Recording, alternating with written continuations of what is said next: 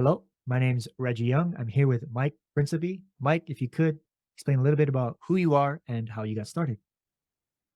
Yeah, of course. Thanks, man. Thank you for inviting me on the podcast. So I guess we can say that I'm just someone really passionate about Amazon, business broadly speaking, e-commerce broadly speaking. Um, I originally started my career in sales, and then a couple of years ago, 4 years ago now, I pivoted to the Amazon e-commerce space. I started selling online. I kind of changed completely my lifestyle. I used to live in London, then I went on and have done the whole digital nomad lifestyle thing for a few years. And yeah, just got a lot of experience in the Amazon space. Work along with a few clients, consulting companies, ran an Amazon marketing agencies, as you know. And then just the most recent project that I started now about 9 months, 8 months ago, is I joined GRAVITIQ, which we are an Amazon FBA aggregator player, I guess we can say, and we are focused in the healthcare and personal care industry. So we acquire and scale brands focused in the healthcare space. Um, so I guess we can just say that I'm just someone really passionate about Amazon, and this brought me to gain quite a lot of experience in different areas of the business. Of course, as we know, Amazon means a lot of different things. It's a real 360 degrees business to operate. What I'm now focusing on at GravitiQ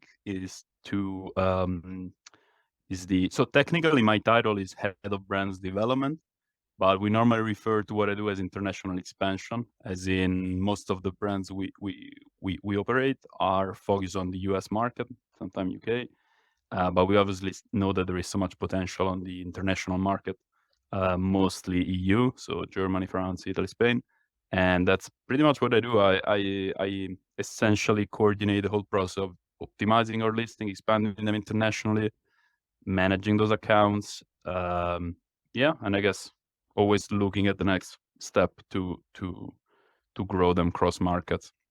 Right. And this is Yeah. just one of the ways that obviously we operate and grow our brands. Yeah.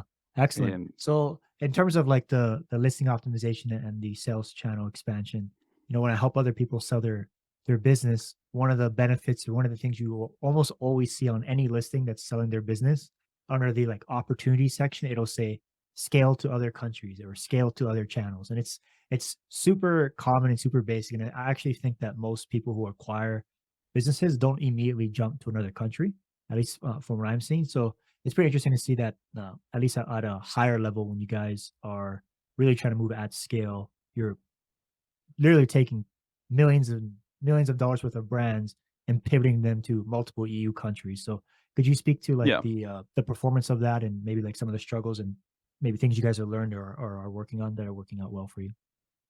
um, yeah, for sure. So I think, um, yeah, as you said, there is a massive opportunity. I think it's just normal that most sellers, I'm thinking about my own brand, your own brand. For most small sellers, it's quite hard to expand internationally. It's doable, 100% doable, but it still takes a lot more work. And sometimes we just decide to go for other strategy. At the end of the day, when you're selling on Amazon, you can grow on the exact same market by just launching more product, more variation. You can expand just to other English-speaking countries. That's most likely the best, quickest, and easiest solution for many of us. Expanding to Europe means putting a lot of extra work to essentially gain, market share in 4 markets that altogether are normally smaller than the US, for example. So you really want to do that when you have fulfilled all of your potential in your original main market, not normal US or UK.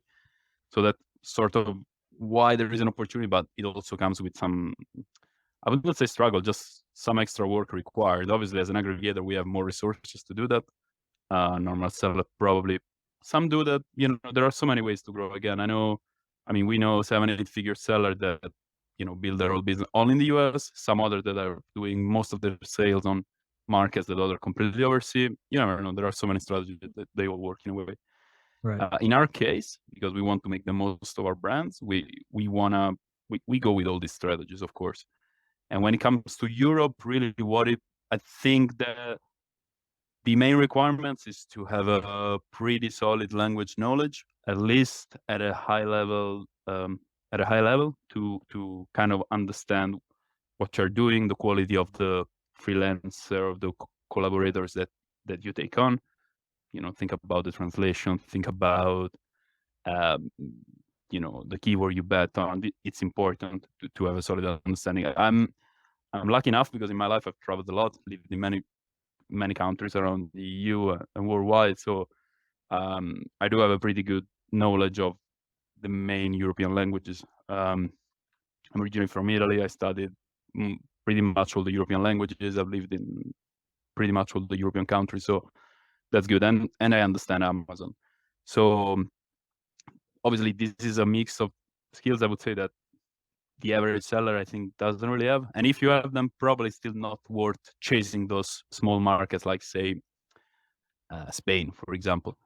Yet, when you have a large catalog and you can expand it entirely to, say, France, even if just 10% of your product take off and make an extra, say, 5-10% of your revenue, as in globally, then why wouldn't you? I think this is the real competitive advantage of an Amazon aggregator that obviously decide to follow this strategy. Why wouldn't you do it? You probably have the resources to follow that path. If I was alone, if it was me and a couple of VAs, I could probably decide to just launch another product in the US, if that makes sense. But yeah, and in terms of results, we're seeing pretty good results. We have literally doubled a few of our markets, as in compared to before. Start managing these actively, optimizing them, and again, just I think dedicating more time and energy to the European market. And yeah, there is no reason to believe this will stop because again, most sellers, most brands are underdeveloped on Europe. The other part of your question, I think, was related to sort of what you need, like as in the strategy to follow. Yeah, I guess like before we get into that, I just want to jump in with my thoughts here. I remember when I was trying to max out the product I was selling. I was the number one bestseller in my category. I was approaching 15,000 reviews. I had like nine variations, and nobody was selling more product than me. I know in my category over like the year and a half period that I had started it, or like year long period that I was selling that product. And I looked at other countries and like I was okay. Let me look at Canada, UK, German market, some of these like somewhat higher search volume keywords, and it was the same like calculus for me. It didn't make sense to expand that just to go up by like 10 or 15% max. And I was like, oh, Yeah. maybe I can leverage a list here. Maybe I can do this. Maybe I can do this.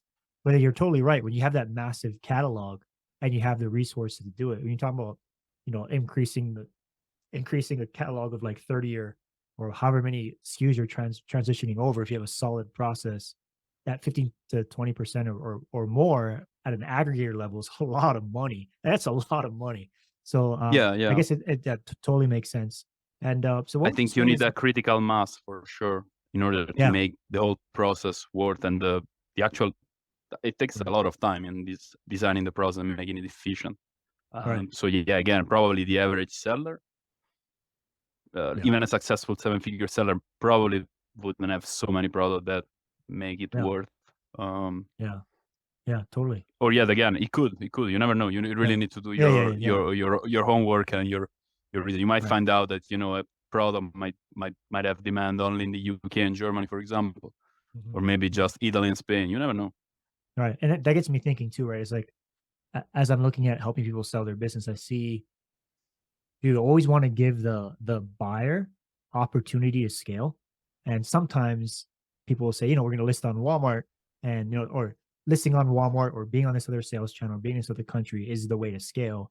But I've seen it sometimes where the product gets listed on Walmart and it's just crickets, right? So it in my sense, it'd be even more of an opportunity just to kind of let that be like, oh yeah, we see the search volume here. You do your research, you can see it. Okay, search volume in Germany or UK is 10%, Yeah. 20%. And then here's that forecasted number of opportunity. And then at that point, it just becomes a cost benefit analysis.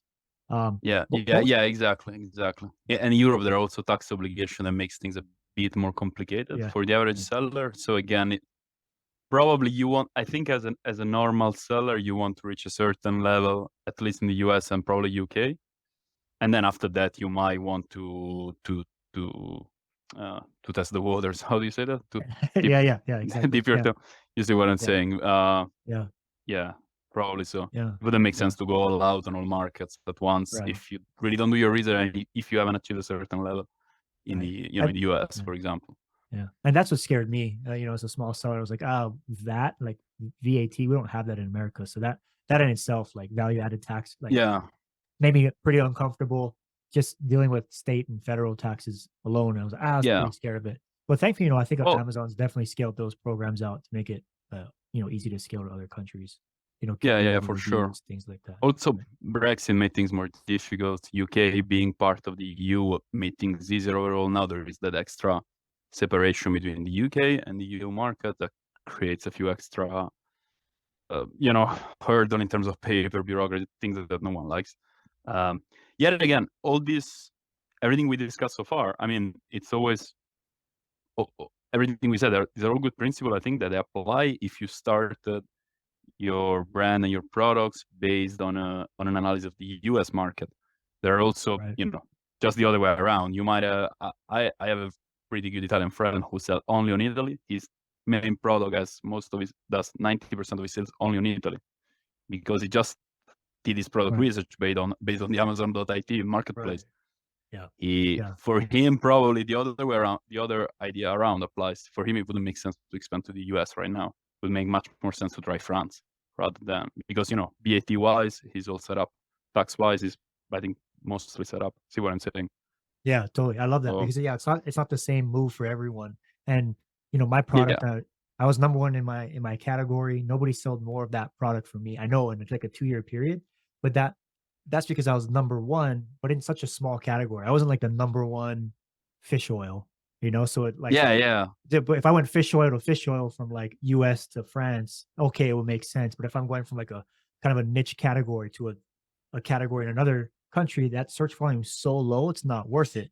But yeah, the for other way sure, around could definitely be worth it. Then kind for of like sure. what your friend's saying, right? So I think to Yeah, myself, like, there yeah, are, if there it's are like a some yoga mat, niches. right? Exactly. Yeah, just what as you were saying, there are some niches and products that just they don't exist on certain marketplaces. There is no demand. People don't buy. People don't know about it. Their existence at all. Might be trend. Might be something that's just not part of the culture. Um, Yeah, you totally. never know. But I do like the idea of you guys say, like you're it being like a medical niche, over time, like people are going to be getting into into that space. It's not like a weird arts and crafts thing, and we're going to go and see if it works Yeah, in another country. Like I've yeah, seen yeah. some of the things, and it's like they're real products that people use, and Yes, they work. yes, yes. For Yeah. sure, for sure. I think you're right. Yeah. Category wise, probably our brands are pretty. Mhm, They have potential globally mhm. for sure. Yeah, and I remember I'd helped I consulted for one of the supplement companies, and when they were making, I think they were at like a $2 million valuation at that point. So they had like five VAs, and one of their VAs, all he was doing was just launching in every single Amazon dot whatever thing he could, and they were like on seven or eight or amount of countries. But it was weird because I remember looking at it and be like, wow, this guy's doing it, but I wonder what the total was. And I think profit wise, they were probably bringing in maybe like an additional, like literally like additional 5% in top line profit. But I thought to myself, well, shit, it's still a good amount of money. Like it's still a really good Yeah, amount of yeah, money. And for sure. when you forecast that over a multiple, that ends up being working out really well. So it obviously can work both ways. Exactly. Yeah. Yeah. And there is, as always, I think it all depends on the scale you operate with and the level of resources you operate with. As a seller, that you might be, mid solid six figures, say you might have hit seven figure and so on. You probably you're probably not there in terms of resources to expand globally, and you could not even make sense. If you're a bit of a larger seller or an organization, like ours or other aggregators, probably you don't necessarily need to do an extensive market research. You can afford to send stock, optimize the listing, accepting that maybe one marketplace or a few products in certain marketplaces are not going to take off. But as you just said, if most of them start taking off and a few do very well, then it's worth. As in, if you can afford to just produce an extra a few thousand units and ship them to the EU to test the market, then why not? Again, as a seller, especially since COVID, with the supply chain and overall costs going up, and right now you have to be way more careful in how you manage your supply chain. You might not want to have those extra few thousand units in Germany, for example. You might want them at your 3PL in the US for as a safety net. But if you have way more resources, then why not testing, even France or Italy or Spain? Yeah. If Yeah. Might if as that well. makes sense. Yeah. It always Totally. everything depends on sort of the level of the volume of your organization. Yeah. And I'm not only talking, of course, in terms of stock, cash flow, and so on. I'm also talking purely in terms of human manpower, energy that you need and people Correct. to manage all of this. Right. Definitely a lot of work. And what are you seeing, or what's like maybe your general process or things you're thinking about as you're translating these listings, or just moving in from one country to the next? How are you trying to create value, or kind of plant your flag? Do you have like a general process? Um, I think probably the most important. Yeah, I mean, we do have a process to make sure to do, how to say, to optimize our catalogs, our product catalogs effectively, quickly, while keeping a high quality, of course. I think honestly, the most important step, the one that I still personally oversee much closer than anything else, beside the creative side, of course, as well, is really just the keyword research. That is the most important step. Using the most advanced keyword research tool out there to make sure that you do an actual keyword research for each product or product family, and make sure to not just to translate what you think is the main keyword, but actually look in depth, look at competition, look at what's really driving sales for competition, and then um, essentially use that as the foundation of the copy. I think that's the most important. Right. Right. What really makes a difference. Um, I it really like definitely that. comes with some Yeah. challenges. Oh, Mhm. Go sorry, ahead. just to Go ahead. conclude, it No, no, definitely please. comes with some challenges. Sometime, uh, I, I'll give you an example. Sometime I still want to hear I still want to hear feedback from a few other native speaker, either in our team or Mhm. externally, because you never really, unless you're a native speaker, sometimes you're not totally sure about the meaning of keywords. And you can differently from example the US or the UK, where a lot of these keyword research tools, even the best ones out there, they're based on analyzing your competition. Sometimes you cannot really do that on the EU, because just like most sellers completely ignore the European marketplaces, you can't really look at what keywords they're using, because there might be something better that they're not looking at. So you it's kind of complicated. You need to do your keyword research both by looking at competition, but also by ignoring them and going out and look for something better that they might have ignored. You know what I mean? Right. Yeah. So that's sort of the challenge. It's definitely the most time intensive phase, I think, but also the one that, to be honest, you really don't wanna you don't want to miss on that for sure. There are a lot of opportunities, literally top products with thousands of reviews that might be just missing, might not be targeting or ranked on a few top keywords that might bring an extra 50% of sales. Mhm. So yeah, Okay. hope it makes sense. Yeah. Yeah. No, definitely. I think I love the way you're doing it. You're not being lazy about it. You're not just like copy paste title into Google Translate. You're not just doing that and then changing out the main keyword for the exact match translation, and you're not doing that in the copies and bullets. I love that it is more encompassing because, like you said, the keywords are not exactly the same. And it sounds like there's also a lack of data, right? Like you probably have all this data in the English version on Amazon with all that monthly search volume, all those variations. But then you go Yeah, to another language, smaller, like you said, like you have to rely on the keywords, do your keyword research as if it was probably a brand new ASIN, looking at the competition, but that's probably only half the equation. You have to understand the cultural. So it sounds like you guys are validating yeah. that with native speakers. Yeah, yeah. I mean, I'm super lucky because we have very good people working with us. So, um, again, I still do a lot of the keyword research phase. Part of it, someone else manages it, but um, ultimately our copywriter still, they're native speaker from each single European country. So I know that they're gonna um, I don't assume obviously sometime I might miss some keyword, or I just might do some mistakes. I don't know. Example, sometime in the French keyword list, sometimes some random brand name come up and I don't even spot. I didn't know that they're brand because I just Right, right, right. don't know Yeah, them. yeah. I'm not from France.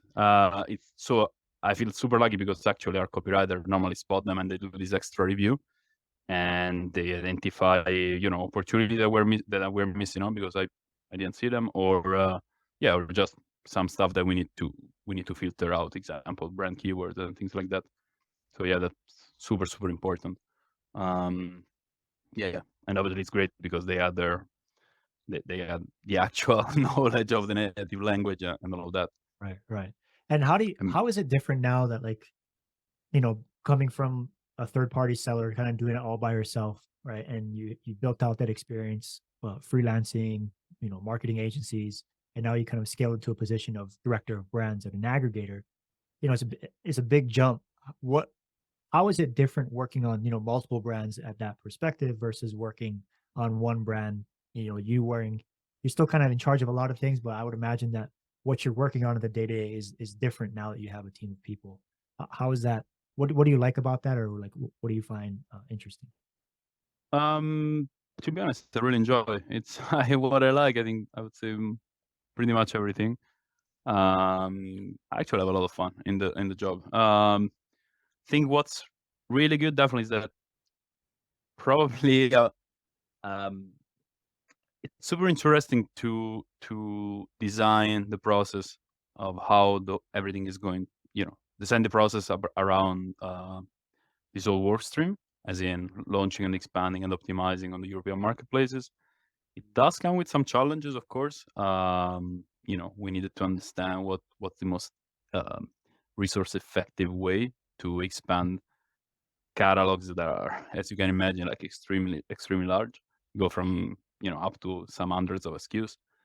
Um, I would say these days I focus mostly on the strategy, on overseeing what a few of my team members do and train them. They're all super smart. They learn very fast, so it's actually excellent.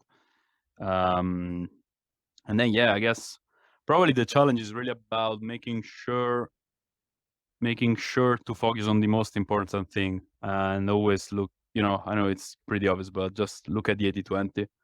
There are, just like in your own business, you were saying you could do so many things, and you actually, when you start, you end up doing pretty much everything, right? From dealing with seller support to dealing with supplier, reviewing each single image for your new product, things like that. At some point, you want to get away from that and just do things more at a high level. And it's pretty much what I do, but sometimes it's still it's very complicated to distinguish what is a level and what is not a level anymore. At some point you want your team member to manage more and more, and just look at the next big action that you could take to make sure that you're doing the most. In our case, it might be, maybe most of the brands you were managing internationally now they're at a pretty good maturity stage. You want to look at the next one to take to Europe or things like that. Right. Yeah. Or contribute any way you can. Sometimes it's literally team building. Sorry, Right. not team building as in activities to bring the team together. I Yeah. mean literally team expansion, as in finding new people, finding Mhm. someone who can, add something more to your team, help you, do things that you might have designed and they work initially, but you know that someone else can do them better and bring it to a higher level. Like, if it's things that you don't enjoy, someone can do them better, and your skills are better for something else, then yeah, you want to Right. find someone else. Yeah. Yeah, I would imagine Yeah. that's pretty fun. Like, you know, as if you're just by yourself, like you have no choice but to do everything. And I think probably when you scale out to that level, it's like one, you have the breadth of being like, okay, like, yes, so this is I'm working for this company and it pays well and we're doing big things. But I know at the end of the day, if something happens to the account that I can't control, like it's not gonna my whole world isn't gonna come crashing down because we've all been there where we're making good money on Amazon and something happens and next thing you know we look at we get a push notification and the only account that we have with our number one product, something happened with the supplier, the sales, and boom, you're at zero and you're just like stressed Yeah. out. And I think probably when you get to that Yeah, level, it's yeah. like you can kind of breathe a little bit. You have like creative control, fun, kind of like you said, it's almost like you have like that shiny object syndrome, but in a different way. And but you just have to Yeah. create that principle of 80/20, right? Yeah, I agree, I agree. Probably, yeah, probably a big challenge is really about understand sometime that you can leave some things behind that is it's probably not gonna make a difference. Just like in your business, you might be working on some I had this pretty much always, as in wasting too much time on things that don't really move the needle. The same happens, I guess, for everyone in any area, right? Sometime in what I do with GRAVITIQ, sometimes I still realize that some small activities that I'm focusing on probably they're not the best use of my time, and I just leave them by side. Obviously, that I think for me personally, what I feel it's a bit of a sometimes it's a bit of a struggle because if I'm focusing on the wrong thing, it means that someone else in my team is as well. So if I'm responsible, I might actually be wasting someone else's time, and that you know, obviously it's really not ideal. So you want to be even more focused because it's not only your time now, it's also someone Right. else in your team. Yeah. Yeah. It brings me back to my experience working at that big aggregator, and it was I had like a team of people, each one in like supply chain, one in like product sourcing, design, and all that kind of stuff. And I really I don't like dealing with fulfillment that much. When you have warehouses all over the place, again, like expand to other countries. Yeah, I don't want to deal with like the lead times or this and that. But so it was kind of nice to kind of step back, define KPIs for like the person that was in charge and be like, hey, I want to be notified if we're low on stock. I'll notify you. Doing any kind of rankings, keep yeah, me up to yeah, date on this, and this, and then you kind of let them stay in their area of expertise while you go and focus on that 80/20. yeah, yeah, for sure, for sure. And I think this is the best way as well to operate like an organization where, yeah, potentially you might be doing a lot of things just like in your own business, but probably no one enjoys everything, and it's actually not the best use of everyone's time and of everyone's focus if you're active in all of these areas. So if you really want to just be a connector between different sort of department, Right. and probably invest your time where it's going to make a big difference. And if you have some extra time, probably on what you enjoy. I really enjoy like the creative side, as I enjoyed image designs, copywriting, things like that. So I do like, for example, to just review things, not just to take a look at the translation, but also to try to think if we can improve it somehow. Improving it sometime I just mean how can we adapt this image for an Italian audience or for a French audience, things like that. Mm, mhm. But Yeah. yeah, just like you, supply chain wise, for example, I don't really have any interest in learning more and more and Right. more. Yeah. Yeah. Yeah. Yeah. Yeah. uh, That got me thinking. I You don't talk know about any seller who does. yeah, exactly. There's very few people that are passionate about that. But and that's the great thing about Amazon, right? Is they handle a lot of that for you. And then when you scale out, you have people who are very good at that. But as you talk Yeah, about being like a connector within the aggregator space or like within what you're operating in, it makes me think about when we first met was maybe a couple of years ago, right? Both sellers in the space, and I'd sold my business, and we had met in Playa del Carmen, and then we found ourselves at WeWork, Mexico, which is pretty crazy because I'm sitting at a WeWork where you and I used to work. You're in Playa del Carmen, where I used to literally be in the exact same booth that you're in now. So, we're just hopping all over the place. But at the yeah, yeah, time, yeah. yeah, I reached out to a couple of aggregators when I went to sell my business. So this is like post acquisition. And you're telling me about how much this space is blowing up because you're plugged in. Like, and I remember mentioning it to you at the time. I was like, I met a lot of sellers before, but I never met a seller that was so well networked than you. And I was like, Uh-huh. man, I don't know if you remember me telling you that. I was like, bro, you're like the most networked person I know in this space. And you really opened my eyes towards like, hey, these aggregators, it's happening now and it's happening fast, right? This is like a year and a half ago. So when I got that Yeah, yeah, offer for from sure, from an aggregator, for I sure. was really leaning on you, in terms of like, hey, how does this offer look? Like, what do you think? And to be honest, man, like I don't know if I ever told you this, but you inspired me to kind of really push my personal brand forward in a way in which I'm networking more on like the B2B side instead of just trying to be like, hey, I'm Reggie Young. This is how I can help you.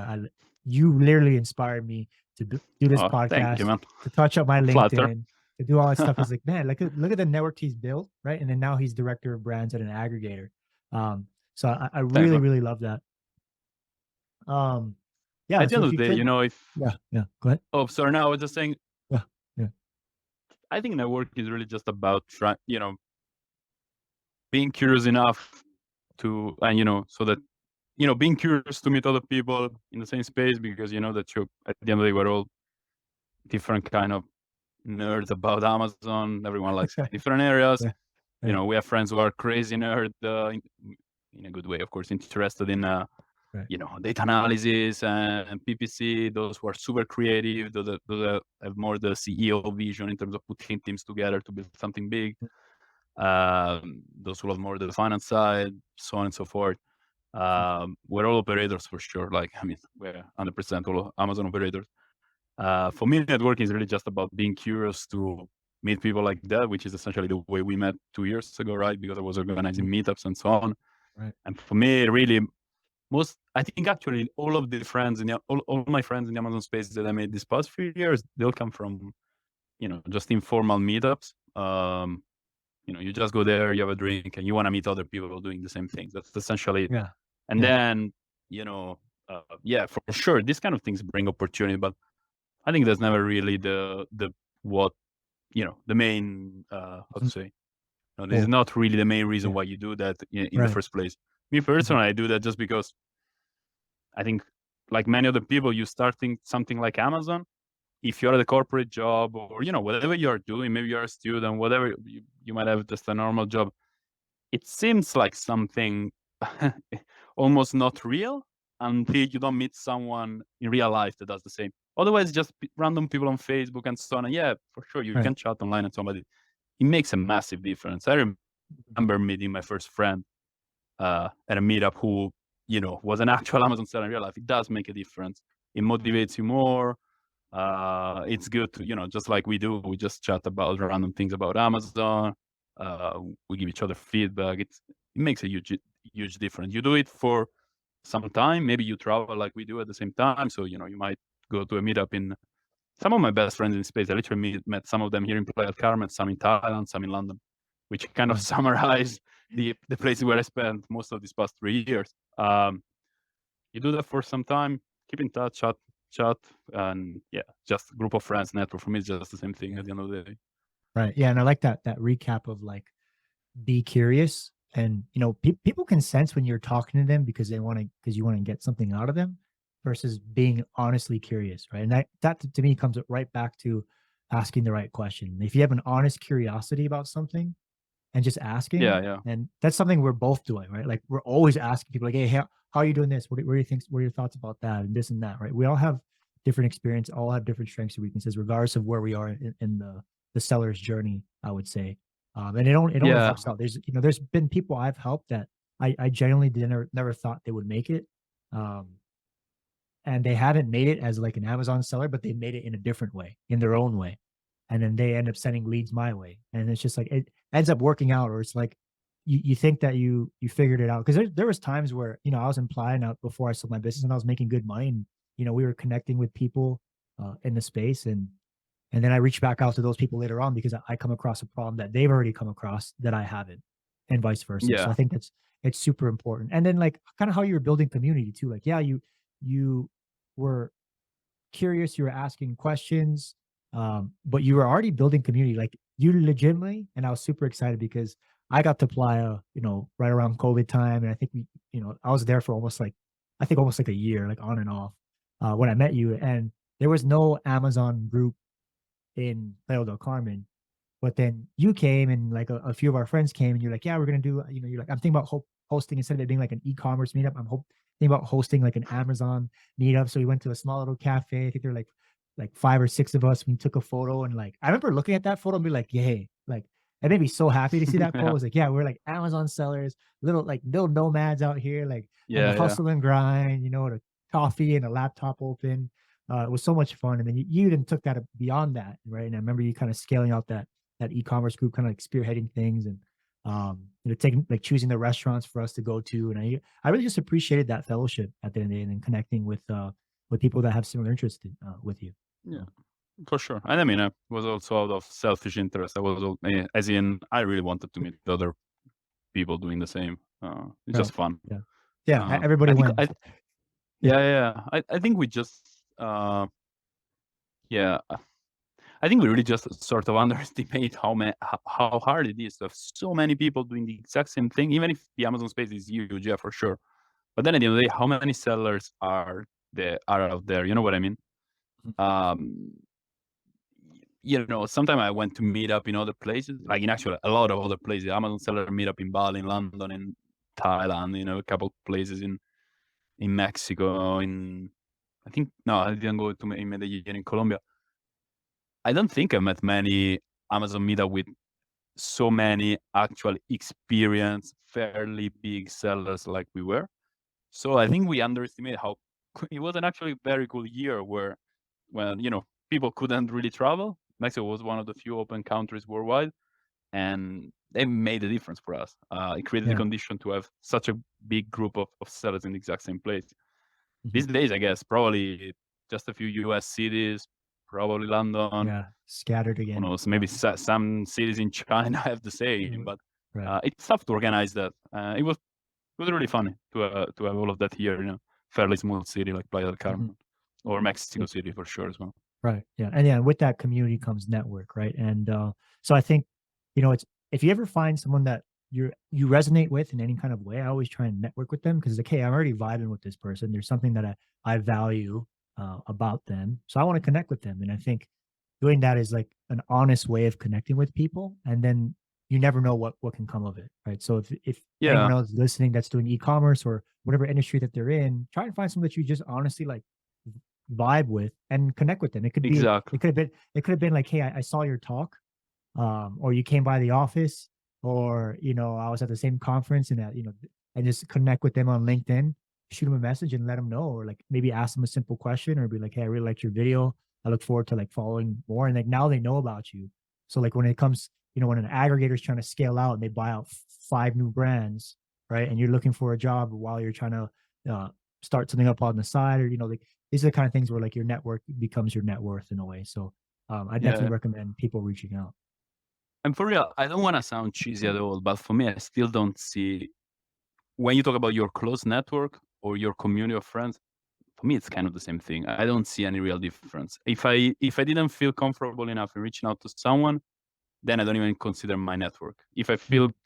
comfortable enough, it's probably someone who is, maybe not a close friend, but definitely a friend already. Right, I right. don't know if that Yeah. makes sense. Right. Yeah, totally. And Um, what's great is like, you and I and had like a pretty private conversation. I think when I was in Thailand, we were talking a lot about like the emotional impacts of being an entrepreneur, like the weight that it puts on on like our mindset, right? So it's like we are both talking about like how we're like, journaling and this and that. And I'd share with you like the journal I'd made, and you were like the first person, this is like months ago, that I was telling like this process to, and I would come with the digital file, and I was prepping to get this manufactured. And you were like, yeah, like send me the digital version, and so it's like we still connected beyond just like B2B at that point. It's more of like a friendship type of thing, or like one entrepreneur helping another entrepreneur and vice versa, wherever we need help. So yeah, yeah, yeah, exactly. That's what I always tell my friends. Like what I love about the Amazon space, and again, the Amazon space representing for me only the first of I hope many different areas where I will try my own, entrepreneurial life, so to say, entrepreneurial path. What is really cool, I feel, it's the solidarity between sellers. That's really, really cool. I think like sellers now are really people trying to, we all have some very common trait. Besides obviously being extremely ambitious, entrepreneurial, and so on, we're also all extremely hardworking, smart individuals, and I don't think I've ever met someone who I didn't get the feeling that would help if I needed something or if I wanted to ask some information. And that's amazing for me. Again, I'm not saying only in the Amazon space, for sure this happens in right. so many different other niches. Yeah. What I know obviously is the Amazon industry. And for me, that's awesome. Honestly, Yeah, it's it's cool. really, really awesome. And that's why I'm saying there is really no difference. If you're a genuine person, there is no difference between your group of friends, more or less close, and your network. It's the exact same. And I think it's this transparency and genuinity that makes very easy to spot when someone is it's just not genuine and just trying to get something out of it and so on. I personally, yeah, that I don't like, and I feel, uh, you know, if you are in an industry like this, you have no, and you just want to meet people, you have no interest whatsoever. Probably you're gonna be floated with opportunities. If you if you're not genuine, you're not getting any, no, you're not going anywhere, anyways. Yeah, they set that out pretty quick. Yeah, just my two Yeah. cents. Yeah, totally. Sweet. So when it comes to connecting, like obviously anyone can reach out to us if they have any kind of Amazon questions, or they're going through their own journey. We've been through it, and we're here to help, and we're here to learn from you and grow together. So um with that, Mike, I want to thank you for being on the show. If anyone's interested in learning more about you and GRAVITIQ, uh where can they reach out to you? Um, LinkedIn and Facebook, I think it's the best. Yeah, that's the best way. Cool. Can Yeah. share my link for sure. Yeah, we'll put that down below in the notes. Okay, cool, man. So I know you're in Playa del Carmen. I kind of made this soft promise that I come out for a little catamaran trip, but I actually might be there next month. But if you're still there, so if not, well, Maybe I'm we'll sure meet we'll over connect here. again. Yeah, yeah, or in Mexico City. Yeah, yeah, co-working space. Okay, cool. Thanks a lot, Mike, and I'll see you on the next one. Great. Thank you, man. Thanks for having me. All right, have a good one.